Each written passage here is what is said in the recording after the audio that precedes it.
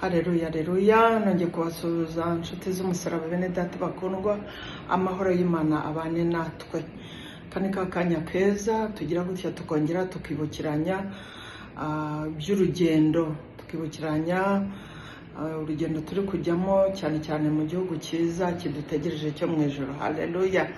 Turi kumwe na Pastor Chantal, ndabashuhuje. Yesu ashimwe, Yesu akuzwe, amahoro y'Imana abane natwe. Amina. Imana yacu ishimwe cyane. Turi kumwe n'umuryango wa Ayera Ministries, umuryango w'ivugabutumwa rihembura imitima. Rero twavuze tuti uko akanya kegereye, uko tubonye uburyo, tuzajya tuvuga ijambo rito gusa ry'iminota mikeya ryo kugira ngo duhemburane imitima, izina ry'Imana rihabwe icyubahiro. Tugiye gutangira ku ndirimbo idukumbuza iki gihugu, hanyuma twumve ijambo ry'Imana gatoya, hanyuma tuze kumva n'umukozi w'Imana nawe uturarikira, ndetse tubabwire n'iby'urugendo twari turimo hano, uburyo Imana yabanye natwe kandi uburyo ki yadukoresheje iby'ubutware, tukaba n'ukuri twarabonye kugira neza kwayo mu iki gihugu cya Canada. Imana yacu ihabwe icyubahiro. Haleluya. Igihugu cyiza kiradutegereje, ijuru kizicarwamo n'abatowe na Yesu, kandi iminsi turimo nayo ni kwita n'ingoga. Uwihanganye azaragwa icyo gihugu. Haleluya. Dore ubwami bw'Imana buregereje, buri hafi. Dore ubwami bw'Imana buregereje. Mutima wanjye bamaso utungane iminsi yose. Dore ubwami bw'Imana buregereje. Haleluya. Igihugu cyiza cyo mu ijuru kiradutegereje bakundwa. Iyo dusomye hano urwandiko rw'Abaheburayo igice cya 12 kiratubwira ngo nuko natwe ubwo tugoswe n'igicu cy'abahamya bangana batyo, twiyambure ibituremerera byose n'icyaha kibasha kutwizingiraho vuba, dusiganirwe aho dutegekwa, twihanganye dutumbira Yesu wenyine, ari we banze ryo kwizera kandi ari we ugushoboza rwose. Yihanganiye umusaraba kubw'ibyishimo byamushyizwe imbere, ntiyita ku isoni zawo, yicara iburyo bw'intebe y'Imana. Amen. Nuko muzirikane uwo wihanganiye ubwanzi bw'abanyabyaha bukomeye butyo, kugira ngo mudacogora mukagwa isari mu mitima yanyu. Imana yacu tugire neza. Uyu mwanditsi w'Abaheburayo aratugira inama yuko tutagomba gucogora mu byo twizeye. Iyo utangiye igice cya 11 hatubwira intwari zo kwizera, hatubwira intwari abantu bagiye bizera bose, tukababona bari ba Abrahamu, ba Mose, ba Nowa, bande bose bakagenda babavuga. Noneho rero yarangiza niho yanditse iki gice cya 12 akatubwira ati nuko rero ubwo tugoswe n'igicu cy'abo bahamya bangana gutyo, twiyambure ibintu byose bishobora kutwizingiraho n'icyaha icyo ari cyo cyose cyabasha kutwizingiraho, kugira ngo dusiganirwe aho dutegekwa. Izina ry'Imana rihabwe icyubahiro. Bavuga ko ari Pawulo waba arabyanditse, ariko kubera ko inyandiko cyangwa style ye byenda gusa, ariko mu by'ukuri ntabwo ari Pawulo. Ntabwo inyandiko ye bigaragara ko ari we, ariko bavuga ko ari we. Ubwo nuko tubigendamo. Ariko rero icyo dushaka kuvuga nuko uyu mwanditsi w'aba Baheburayo aradutoza natwe gusiganwa neza, aradutoza kwizera, kuko hari igihugu duteganyijwe kujyayo. Haleluya. Aba bacu ngo bakireberaga kure, ariko bakakireba nk'abashyitsi n'abimukira, ariko bakavuga ati uko bisa kose turemera turenganywe, uko bisa kose turatotezwa, ariko kiriya gihugu tuzakigeramo. Aba rero ngo nibo bazadubera abahamya nitugera bavuge bati wananiwe kwihangana, kandi hari abakubanjirije bagombaga kureberaho urugero. Rero Imana yacu tugire neza, mureke natwe tugire kwizera, tumenya yuko hari igihugu cyiza nk'uko twaririmbye kidutegereje kandi kizatorwamo n'abizeye, kandi n'abizeye Yesu. amen. Rero nagushishikariza aka kanya niba utari wakira Yesu nk'umwami n'umukiza, nawe umwakire, nawe umwizere, wizere yuko Yesu yapfuye akazuka, akaba yicaye iburyo bw'Imana Data wa twese, kandi ko abamwizeye twese natwe azagaruka kutujyana. Imana yacu ishimwe cyane. Iyo dusomye mu rwandiko rwa mbere rw'Abatesalonike igice cya 4 ku murongo wa 13, hatubwira kugaruka kwa Kristo n'umuzuko w'abapfuye ko bizagenda. Ndagira ngo nawe mpure mu mutima yuko nawe naho wapfa upfire mu mwami ko hari umuzuko w'abapfuye bazabona icyo gihe umwami wacu naza. Hari urwo rwandiko ratubwiye ngo ariko bene data ntidukwiye ko mutamenya ibyo abasinziriye, kuko yarahanyuze asanga abantu barimo bararira, bari ku kiriyo barira. Arababwira ati rero ntabwo nshaka kumera nk'abatizera, mukamera nk'abapapa. Tubwo umwami wacu Yesu Kristo tuzumva ijwi rye, twumve n'irya marayika ukomeye, twumve n'ijwi ry'impanda bikubitiriye mu kirere. Ati icyo gihe abazaba barapfuye, haleluya, ibituro byabo bizahita bifunguka bamusanganire. Ariko natwe mu kanya gato nk'ako guhumbya abazaba bakiri duhite ko duhindurwa bashya, tuzamukane nawe dusanganire uwo mwami wacu mu kirere.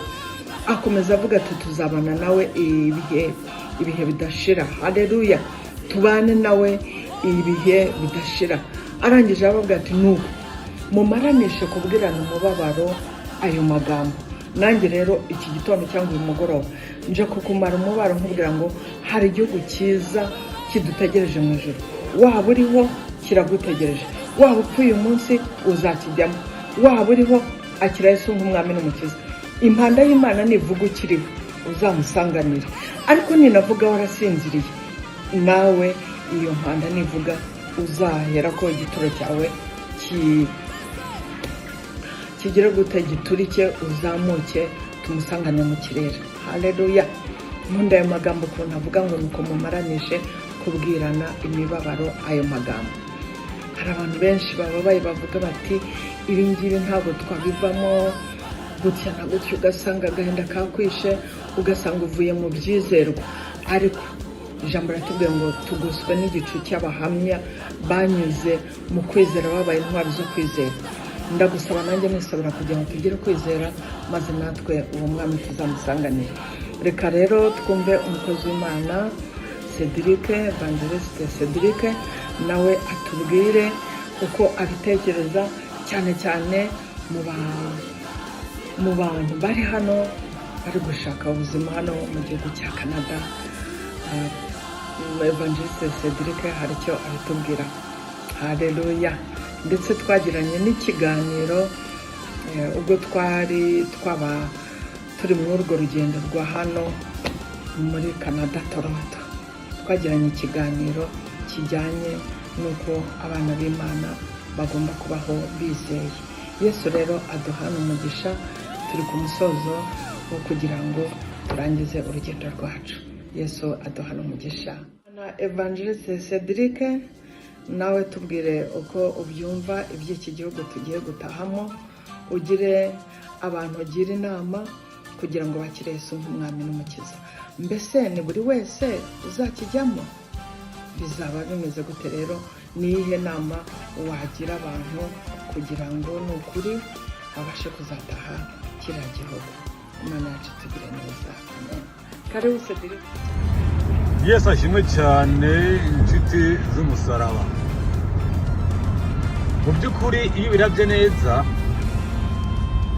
iki ni cyo gihe cyo gusenga cyiza ku bantu usanga batabihaye umwanya munini wo kwinjira mu byo gusenga cyangwa mu bintu bivuga ngo by'abakizwa. Ubu ni umwanya mwiza wo kubibamo, kubiha agaciro no gusoma ijambo ry'Imana no kwifatanya n'abandi. Umuntu agasenga nyine, kuko gusenga ni byiza, gusa biravuna. Uwo kugira ngo gusenga biroroshye iyo bakubeshya. Gusenga biravuna, ariko nubwo bivuna biraryoshye, bikiza byinshi kandi bifasha byinshi. Yesu nashimwe. Ukaba rero uri umugabo cyangwa uri umugore cyangwa ukaba uri umusore cyangwa inkumi, ugasanga nyine wowe ubuzima bw'iwawe ni kurondera amafaranga kugira ngo ushobore kubeshaho umuryango wawe, yaba umugabo yaba umugore, kugira ngo utunge umuryango wawe, cyangwa ukaba uri umusore uri inkumi uvuga uti jewe ngomba kurondera ubuzima nanjye nze ndongore cyangwa ndongogwe. Ibyo byose ni byiza.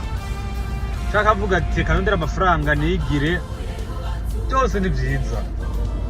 Ariko nubwo bimeze uko, ni ukwibuka neza yuko igihe kizoshika iyi si tukayivamo. Kuzoyivamo rero, iyo umaze kuba kuzoyivamo, wibaza igikurikira inyuma y'ubuzima. Iyo umaze kubiha akanya ukabyumvira, ni byiza.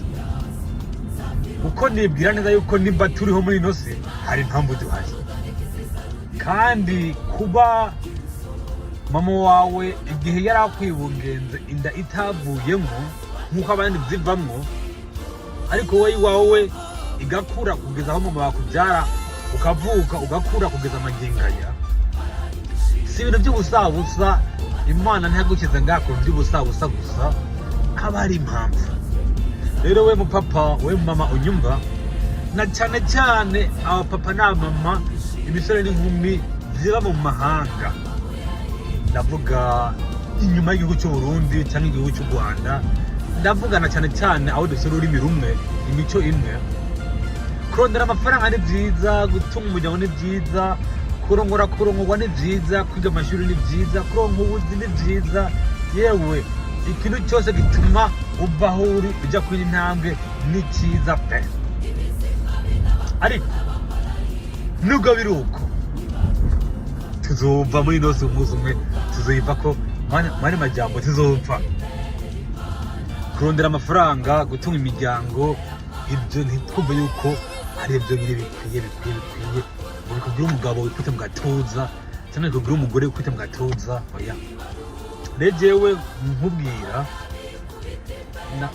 nza mbona ntabwo ndi umuntu mukuru rwose, ndacyari umuntu nyine mutoya, ariko mpora mperekeza abantu bankuriye, nkabaherekeza kubashyingura iyo bapfuye, cyangwa nkajya kureba abantu bakuze mu myaka aho bagwariye mu bitaro, cyangwa abandi bafunzwe, cyangwa iyo amagara mukitse.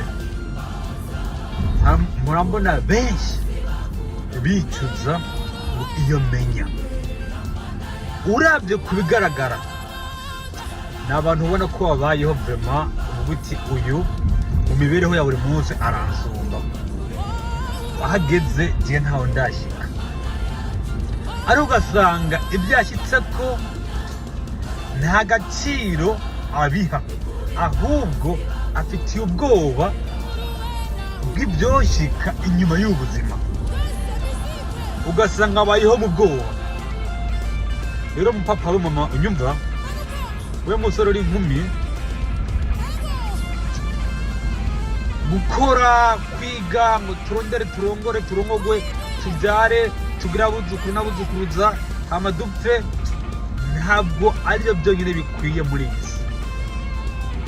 Ariko no kwibuka yuko inyuma y'ubu buzima hari ubundi buzima, nabyo birakomeye mukundwa.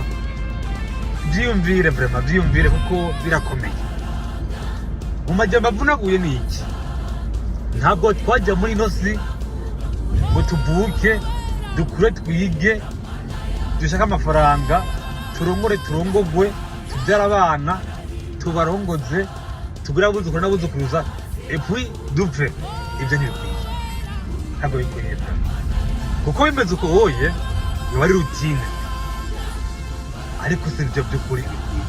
Ubyiyumvire, nubona ibyo nkubwira ari ukuri, utuhindura uburyo ubayeho, uve muri kamenyero, uve muri rutine, maze ukaba wumva wonganirize, cyangwa nimba wobyiyumvira gute icyo wobyiyumvire, maze ngishitora wikuremo. Ariko majyamba avunaguye cyo no kubwira nuko inyuma y'ubuzima hariho ubundi buzima.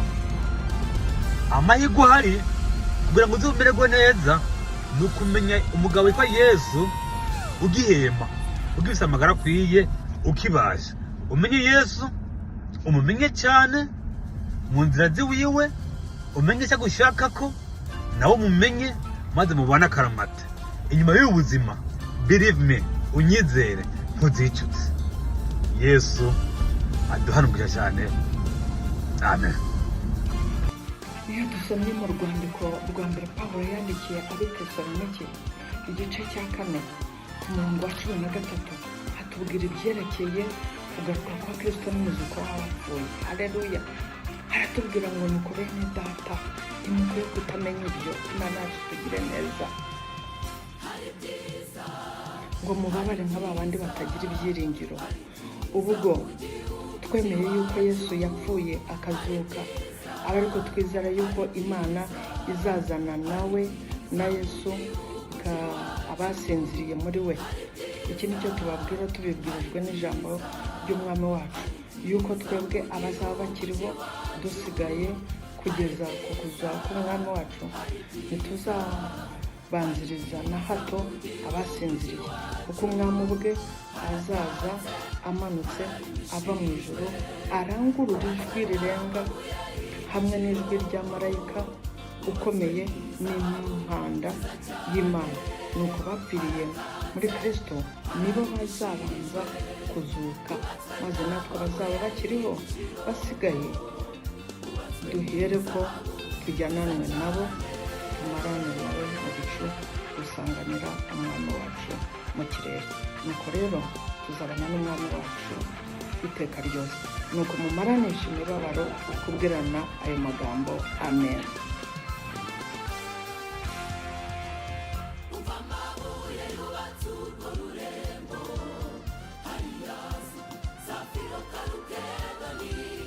Simara kidasaruta nikisisa